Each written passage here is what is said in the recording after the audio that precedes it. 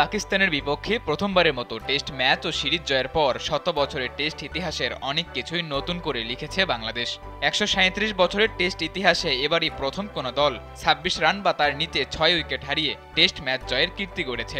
Australia, Sri Lanka এবং ইংল্যান্ডের পর চতুর্থ দল হিসেবে পাকিস্তানকে তাদের মাটিতেই ধবলধোলাই করেছে বাংলাদেশ।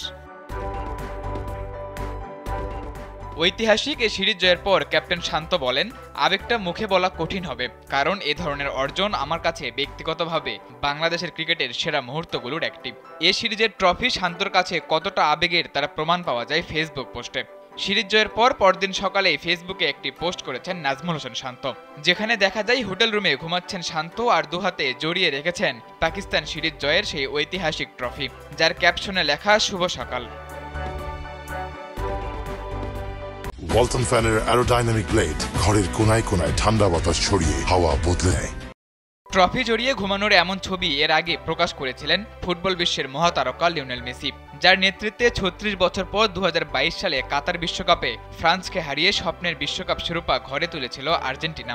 সেই রাতে বিশ্বকাপের সোনালী ট্রফি নিয়েই ঘুমিয়েছিলেন ফুটবল বিশ্বের এই মহাতারকা।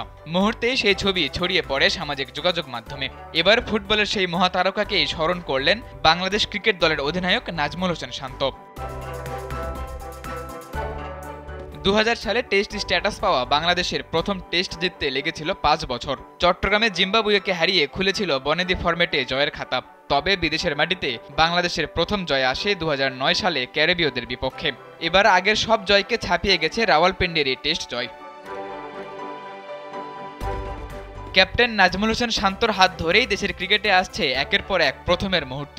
তার অধিনায়কত্বেই নিউজিল্যান্ডের বিপক্ষে অ্যাওয়ে সিরিজে প্রথম ওয়ানডে ও টি-20 ম্যাচে জয় পেয়েছিল টাইগাররা। তবে অন্য সব প্রথমের থেকে পাকিস্তানকে তাদেরই মাটিতে হারানো অবশ্যই বিশেষ কিছু, আর সে কারণেই সিরিজ জয়ের ট্রফি নিয়ে শান্তর এমন ফটো সেশন।